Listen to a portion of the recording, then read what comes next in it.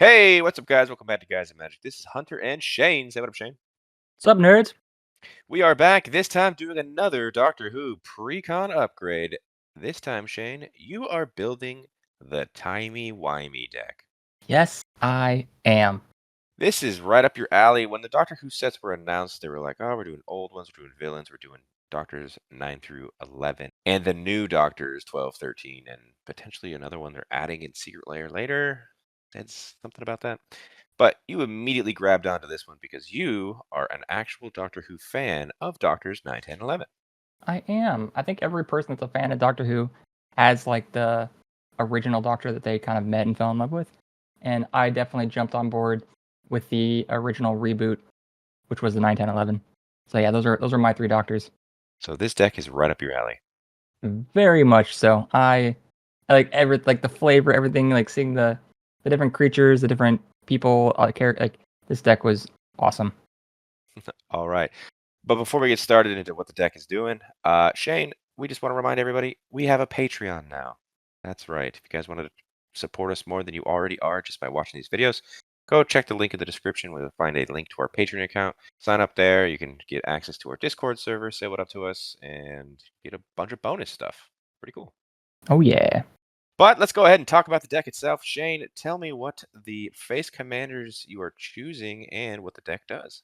I'm going to be sticking with the actual face commander of the deck, that being the 10th Doctor, and his Doctor's companion will be Rose Tyler. The 10th Doctor is 3, a blue and a red for a 3/5 Time Lord Doctor.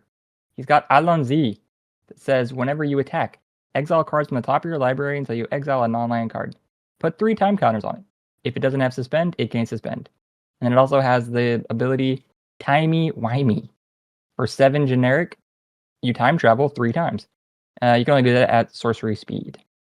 So the time travel is, for anyone that doesn't know, for each suspend card you own and each permanent you control with a time counter on it, you may add or remove a time counter, then do it 2 more times. That effect for this deck seems very strong, so I'm hoping that that'll be something I do quite often. Yeah, I feel like this time travel ability is going to be more relevant in cards outside of the Doctor Who realm too, because it's just a way to make these suspend cards even better. Very much. And like all doctors, you get a companion. The one that will be with the face commander is Rose Tyler. 1 and a white for a 2/2 human. Rose Tyler gets +1/+1 for each time counter on it. She also has Bad Wolf, which is whenever Rose Tyler attacks, put a time counter on it for each suspended card you own and each other permanent you control with a time counter on it. Just Doctor's Companion. So the cool thing about that is you can kind of put her as a companion to any other Doctor. That's really cool. But flavor-wise, we're going to stick with the 10th Doctor and Rose Tyler. So the whole thing is we're going to be using her to attack and get the Allons-y trigger, hopefully. Get some things out of my library, put them on suspend, and then do some crazy timey-wimey. Yeah, I like how they synergize perfectly together. Like the timey-wimey ability, you can just add 3 more counters to her, which gives her +1/+1 for each time counter. It's the synergy Yep, is real, man. I like it a lot. yep. And the fact that they put 3 time counters on whatever card you have, so now one activation will take it away completely. A lot of cards that, not maybe not a lot, but some of the cards I'm adding will care about exactly having 3 counters on it, the suspend counters, because it's very powerful to activate the ability one time and then get that card that was put there. So 3 is the magic number here. Quick note, if you are running the 10th Doctor, unfortunately the only option you have as a Doctor's Companion with this Precon is Rose Tyler because of the white she has. So I think it's kind of a bummer. Obviously, if you run the 11th Doctor, you can mix it up a little bit, but or I guess you can run the 9th Doctor and Rose Tyler, but your option is really only Rose Tyler for that white. But it's still a cool deck. Yeah, it seems like a lot of fun. I'm very excited to see what you do with it. Which means let's go into the additions of the deck. $100 on the table. Let's see some of those additions. I want to jump quickly just into some helper creatures that I thought would be really great in this deck. The first of which is Joyra of the Gitu. 1, a blue and a red for a 2/2 human wizard. You could pay 2, exile a non-land card from your hand, put 4 time counters on that exiled card. If it doesn't have suspend, it gains suspend. This is just a really cool way to have, if you have one of your bigger expensive spells already in your hand and you can't, put it up for suspend, you now just pay 2, exile it, put it up for suspend. Another really cool creature is Rift Elemental. for 1 red mana. It's a 1/1 elemental. You could pay 1 in a red, remove a time counter from a permanent you control, or suspend carded you control. Rift Elemental gets +2/+0 to end a turn. So now we have another way to kind of remove the time counters. Also, this is a really great card. Like, let's say you're in your first main. I'm going to go straight into combat, attack with this card, get the trigger from my commander, and then we'll say, hey, do you want to declare blockers? If you don't block, or if you do block, you can then do that ability in combat and either trade with whatever they block with, punish them, remove some time counters, or just get a bunch of damage through, remove enough time counters to get the card out of exile or suspend. Like, this card is super versatile, dude. Yeah, that's I gotta be wary of that move there. That seems pretty powerful in this Yeah, deck. just bait them out, man. Just bait them out. And then the last of this little group is I needed some kind of not finisher, but it's just some way to win the game. And this is definitely a card that I would say can help you win the game. And that's Ovika Enigma Goliath. 5 generic, a blue and a red. For a 6/6 Phyrexian Nightmare. That's flying. It has ward 3, pay 3 life. That's a pretty gnarly ward. It also says whenever you cast a non-creature spell, create X/1/1 red Phyrexian Goblin creature tokens, where X is the mana value of that spell. They gain haste until end of turn. All the spells in this deck, well, not all, but a good majority of spells in this deck that you're really trying to cast are going to be pretty heavy because we're going to try to get them on suspend and only pay 3 rather than, the 7, 8, 9. So when those come off of suspend and you cast them, you can make 8, 9 1/1s. Like, this card is going to be a problem for your opponents. The go wide strategy with suspend, it seems seems like it's gonna be pretty doable. Yeah, it's going to be very fun. So try to protect this card if it's on the field, and I'm sure your opponents will be trying to kill it. So good luck. Good luck indeed. I do see one more creature you wanted to talk about alone. Yes, this one's a little different. It might be a little foreshadowing of what I want to kind of do with this deck. But this is Lighthouse Chronologist. For 1 and a blue, it is a human wizard that starts off as a 1/3 with the level up ability for 1 blue mana. For 1 blue mana, you can put a level counter on this. Level up only as a sorcery. The different levels of this card is from levels 4 to 6, it just becomes a 2/4. But then from level 7 onward, it's a 3/5 with the text at the beginning of each end step. If it's not your turn, take an extra turn after this one. So this card, you're probably going to want to play it and then not read it to your opponents because they're going to want to kill it immediately. That's the goal, right? Play it. Don't read it to your opponents. They'll never know what it does. And eventually you'll say, guess what? I'm taking an extra turn Well, every yeah, that's every that's how we single play time. Magic, right? Like, what you do is you're in a big pod with your friends, you play a card, you say pass, and then by the time this becomes level 7, you go, "Oh, it's your turn and you just ended? It's now my turn real quick." And they're gonna go, "Whoa, whoa, whoa. What?" Yeah, this Be seems very like careful of this card. you need to protect this for sure. Yes, this card is nuts, and the foreshadowing I'm saying is extra turns, baby. All right, well let's get to it. You said extra turns. Tell me about some of the cards where you're taking extra turns. Yes. So when I think of Doctor Who, the first thing I think of is time travel, which is, ironic because they have time travel on the card. But in Magic, what I thought was close enough to time travel was extra turns because you're kind of bending the time of a game. You're not like, oh, it's my turn again. I'm throwing in a bunch of extra turn cards that I think would be fantastic in this strategy.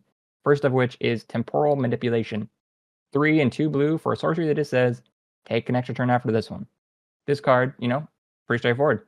But if you can get it suspended from an attack trigger, or if you can use Joyra and just suspend it from that, like, extra turns in this deck is gonna win you games, hands down.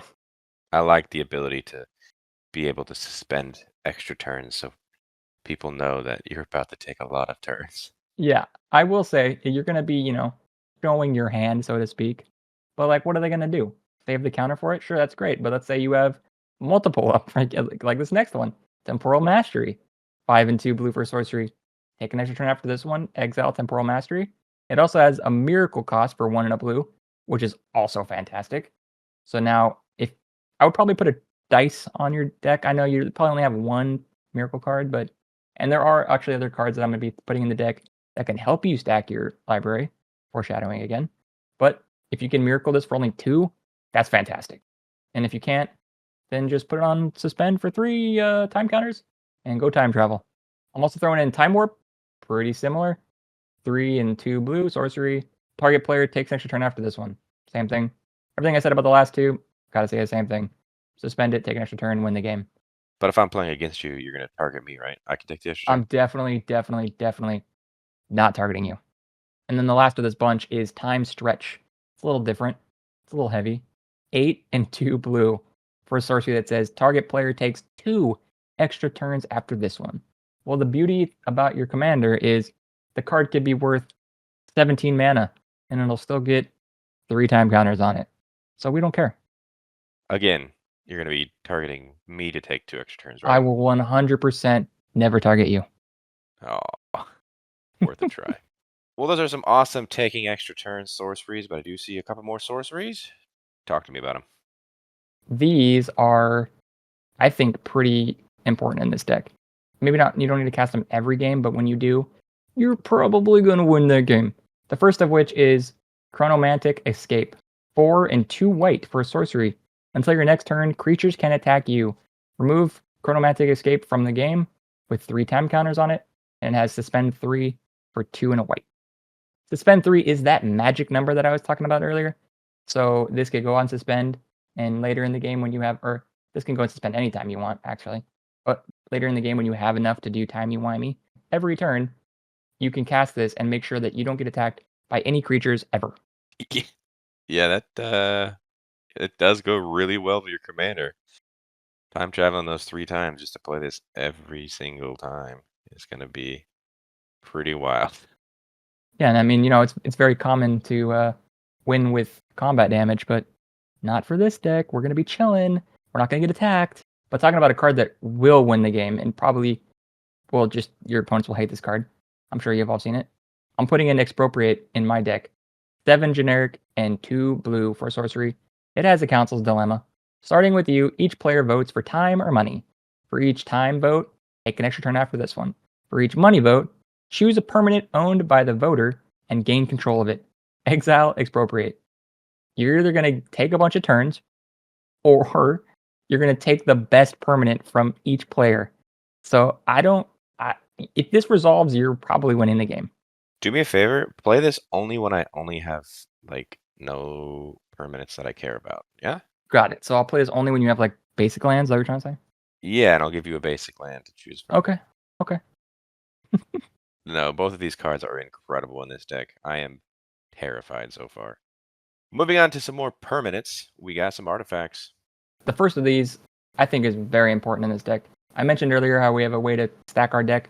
I'm putting in Scroll Rack for 2 generic. It's an artifact that says pay 1, tap it, exile any number of cards from your hand face down, then put that many cards on top of your library into your hand. Then look at the exiled cards and put them on top of your library in any order. This card is very important for when you late game maybe have all of your very heavy cards in your hand, and then now your commander is suspending cheaper cards. The whole point of this is you want to draw, let's say whatever amount of cards, put all of your heavy cards on top of your library again, and then hopefully you're drawing the cheaper ones. Because the point of this deck is you want to be casting, obviously, your cheaper spells and suspending your super expensive spells. This card will help a ton. Yeah, that's that's a really good card. And then the last artifact that I wanted to put in here, Soul Talisman. It's an artifact with suspend 3, magic number, for 1 generic. You can tap and add 2 colorless. Just another Soul Ring, which is great, but also it has suspend 3. So 1 activation makes it come straight onto the field. It is okay to get more generic or colorless mana in this deck, since a lot of what we want to do is that Timey-Wimey ability. So I don't think it's that big of a deal to have more colorless mana. So, and this card was fantastic. Yeah, man, on flavor. Why not add the suspended soul ring? Yeah, why not? Well, those are your artifacts. I do see 1 enchantment. What is this enchantment? This enchantment is important because, like I keep saying, we're going to be using that Timey-Wimey ability, and it does cost 7. I will acknowledge that is not a cheap cost, but we're putting in Training Grounds for 1 blue mana. This enchantment says activated abilities of creatures you control cost 2 less to activate. This effect can't reduce the mana in that cost to less than 1 mana. All that's saying is now that your Timey-Wimey ability was 7, now it's 5. A Timey-Wimey at 5 mana is so much better than 7. Yeah, man, Training Grounds is excellent for making your commander's ability cost less, and just whatever other creature you have in the deck that costs more than two. It makes it Yeah, man. cheaper. Joyride goes down to 1. Rift Elemental goes down to 1. It's a really strong enchantment in this deck. I loved all of those cards, but mana base. We always look at those precons mana base when we change some things. What are you changing? I was actually pleasantly surprised with the mana. I'm not gonna lie. It was a pretty healthy mana base. It did have a couple tapped slow lands. So I guess long story short, I'm throwing in all the bond lands. I pretty much do this on every precon now that they're printed into Oblivion and are very affordable. So we're throwing in Sea of Clouds, Spectator Seating, and Training Center. They're all fantastic bond lands that come in untapped if you have 2 or more opponents. We're playing EDH. You should have 2 or more opponents. They tap for white blue, red white, blue red. Great, great, great lands. Yeah, if you guys have been watching our precon upgrades, expect the bond lands at this point. They Yep, are super important to anybody's EDH deck. Get them. They're cheap. get them. They are very affordable right now. You can just get one of each if you need to, and then you got them all. All right, is that all of your additions? Those are my additions. I love it. I'm terrified of this deck, but as a Doctor Who fan of yourself, this was probably a really hard thing to do. Taking out some cool cards. What are we taking out? Yep. I just wanted to say too, off the bat, if you're a Doctor Who fan and you just want to do this deck for a collector's purpose, maybe don't break it apart. Maybe don't even upgrade it. Like I have this deck coming in, and I am 100% probably just keeping it together because I love Doctor Who. But so first off, I had to kind of separate my Doctor Who fan brain from the whole like I want this deck to do a thing. So that's where I'm coming from for that. This first group that I'm getting rid of has suspend, but they're kind of heavy, and I don't really need to be playing things that already have suspend. I'm going to be kind of relying on my commander and other little pieces to put things into suspend. The first of which I'm getting rid of is Atraxia Warden, 4 and 2 white for an Alien Eye, 6/6 flying. When it enters the battlefield, exile up to 1 target tapped creature. Got suspend 5 for 1 and a white. A lot of these cards I'm just getting rid of because they're heavier and they don't really do a whole lot for what the deck wants to be doing. You know, I just don't really. I get it. It's got to suspend 5, but kind of just felt vanilla after that. Like I don't need it. There's also a possibility on this card where, like, if you did suspend this card and it comes in, everyone can see what's coming in. So just wait to attack, and then this doesn't hit anything because it has to hit something tapped. It's very true. It's very flavorful too. I'll tell you right now. You could Yeah. definitely see it coming. The next one I'm cutting is Dinosaurs on a Spaceship. 4 and a red and a white for a 7/7 dinosaur. Vigilance, trample. Other dinosaurs you control get +1/+1 and have vigilance and trample. It's got suspend 4 for 3, a red and a white. And whenever a time counter is removed from the dinosaurs on a spaceship, while it's exiled, create a 2/2 red and white dinosaur creature token with flying and haste. Now that's got so much text on it, and that's very cool. I get it. It's actually extremely favorable. Like I know this episode, and it's awesome. I just don't. I don't know. It wasn't going down the way that I wanted to go. So I cut it. Plus, what I was adding in, I'm adding in more of like a big sorcery spell package. So you'll see that I cut down a lot of the creatures because a lot of what we're trying to do is non-creature spells. Yeah, I do love me my dinosaurs. This one might have to be picked up for me for my dinosaur deck, That'd but be I can cool. see why you're cutting it out of this one. I would love to see this in your dinosaur deck. Another one we're cutting is Jadoon Enforcers, 5 and a red and a white for an 8/8 alien rhino soldier. It's got trample. No more than 1 creature can attack you each combat. Suspend 6 for 1, a red and a white. Those big suspend costs, man. It's like I don't want to be having to activate 7 twice if that's the case. I mean, I get that you'll probably suspend this earlier, and also they like only 1 attack you.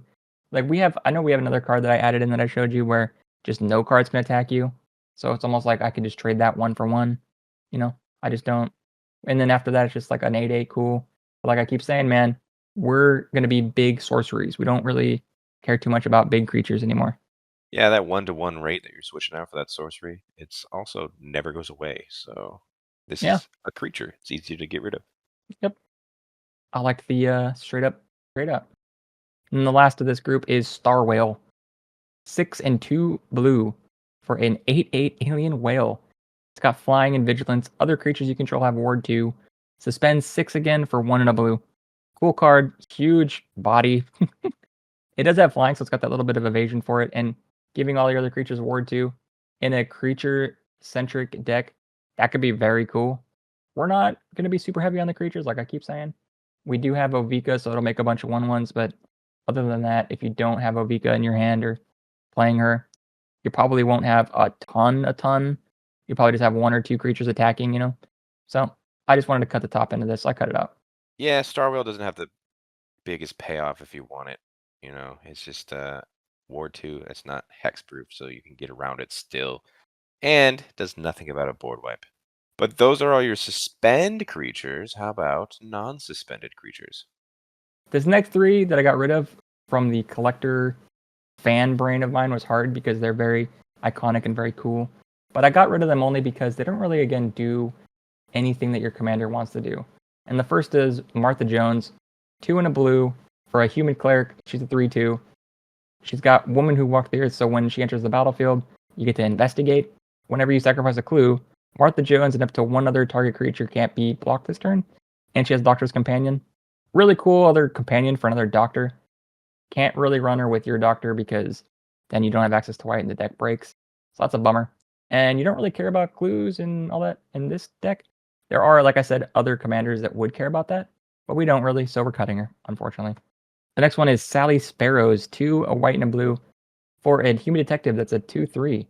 It says you may cast creature spells as though they had flash, and whenever 1 or more other creatures you control leave the battlefield, investigate. This ability triggers only once each turn.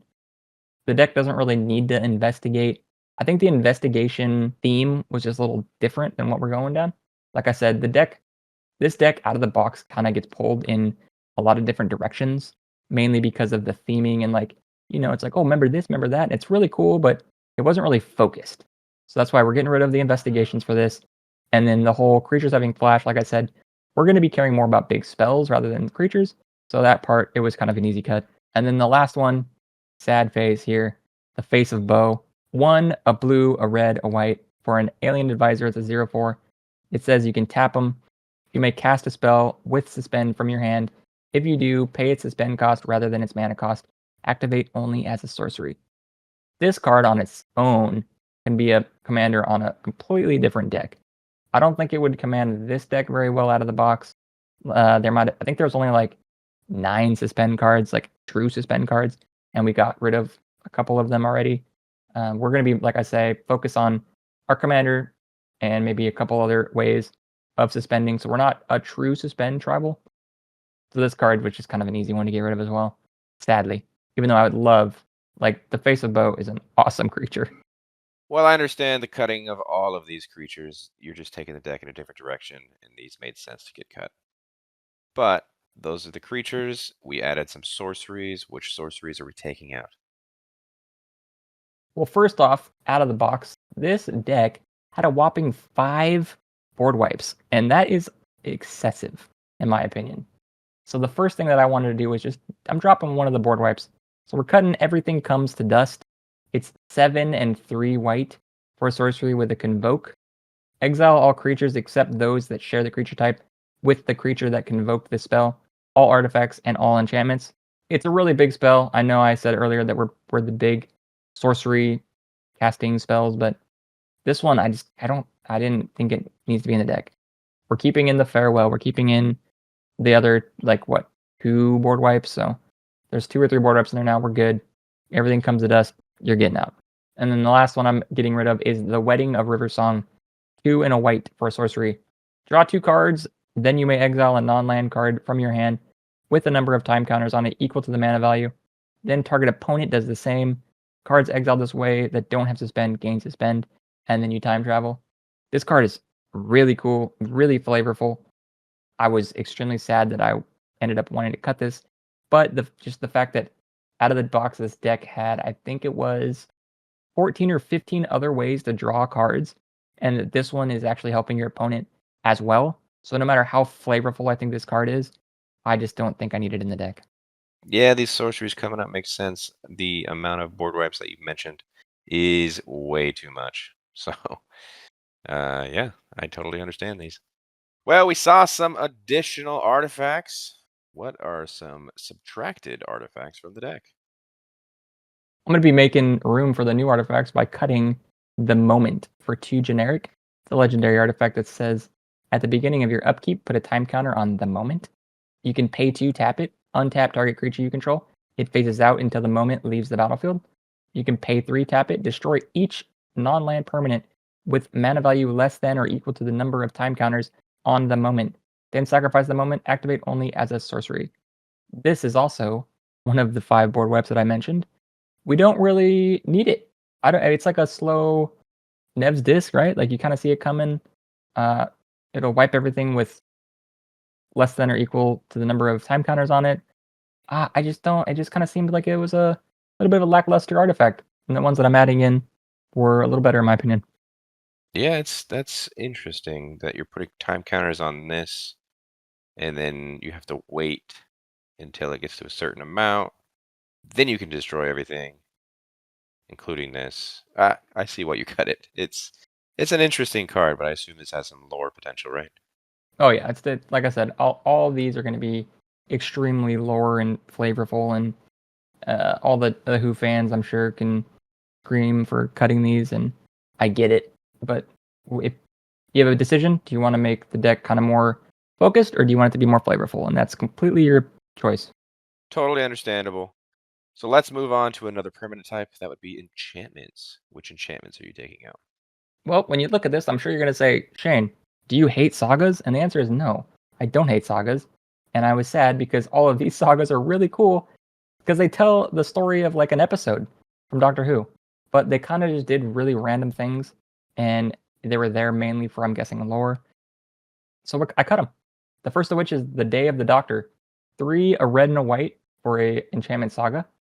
The first 3 lore counters say exile cards from the top of your library until you exile a legendary card. You may play that card for as long as the Day of the Doctor remains on the battlefield. Put the rest of those exiled cards on the bottom of your library in a random order. And then the fourth and final lore counter is choose up to 3 doctors. You may exile all other creatures. If you do, the Day of the Doctors deals 13 damage to you. I don't know. I don't like that's cool that you can exile cards from the top of your library and play them. It's very what I like I keep saying flavorful, but it doesn't really help you to like do the thing that your commander wants to do right now. So I just said, I'm sorry, Day of the Doctors, you're gone. And it does 13 damage to you? That's Well, there's excessive. 13 doctors. That's excessive still. Yeah, Ouch. yeah. The next one I'm cutting is the 11th Hour for 3 and a blue. It's an enchantment saga. The first lore counter on this says search your library for a doctor card, reveal it, put it in your hand, then shuffle.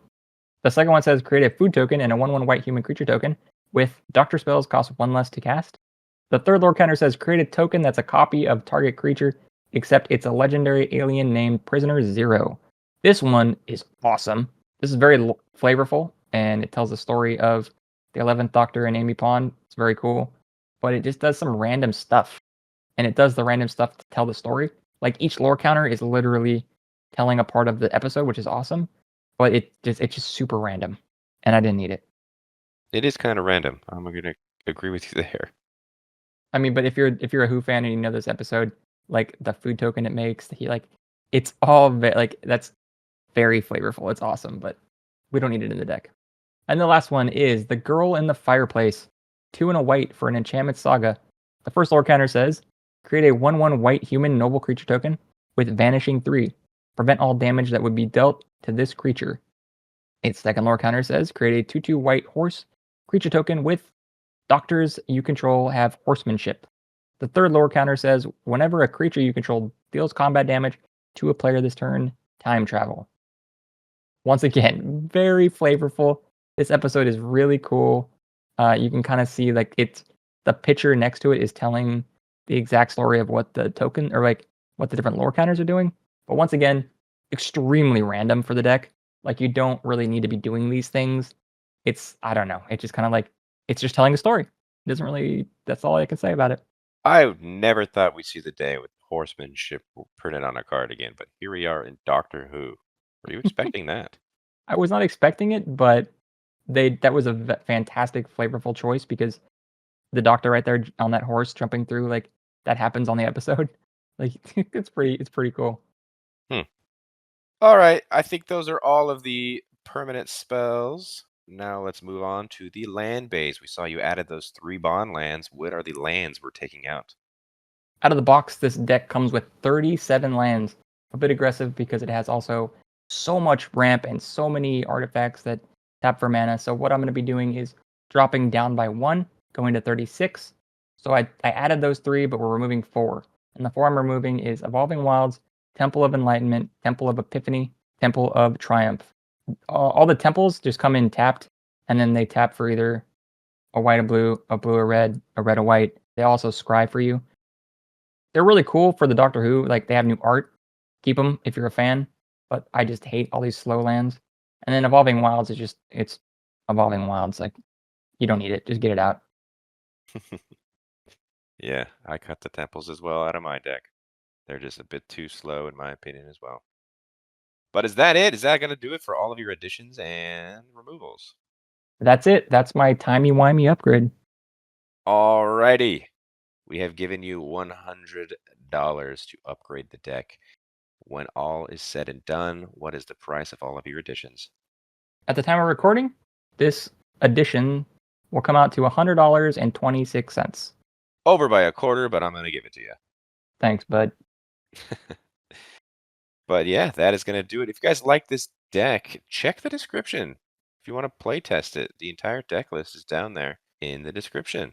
But before we finish up, Shane, do you have any final thoughts you want to let the people know about with this deck? I love this deck so much.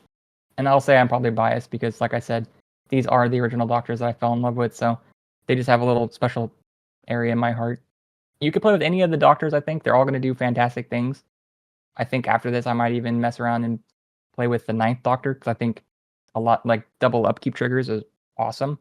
But I just think out of the box, the 10th was kind of a little more fun to play around with. But yeah, all the Doctors in here are viable. And so I would encourage you to play around with them, build around with them. And if you're a Who fan, you're gonna love this. You're gonna love this deck. Yeah, for sure. It seems very flavorful and on point. And every single one of these decks seems like it's pulling at the heartstrings of everybody that loves Doctor Who. And that's what it's all about. If you like this video, hit that like button. Subscribe to the channel if you haven't done so already. What are you waiting for? We're posting content all the time, and you don't want to miss all the $300 upgrades that we're posting as well of these decks. In the description, not only will you find the deck list that we talked about earlier, but you'll find links to our social media accounts. That's Instagram, Twitter, or X, and TikTok at Guys at Magic for each one. And also a little reminder, Patreon in there as well. Once again, check it out. Support us more if you'd like. Discord, giveaways, extra content, all that stuff in the description. And until the next video, hope you guys have a great rest of your day. Peace. Bye bye.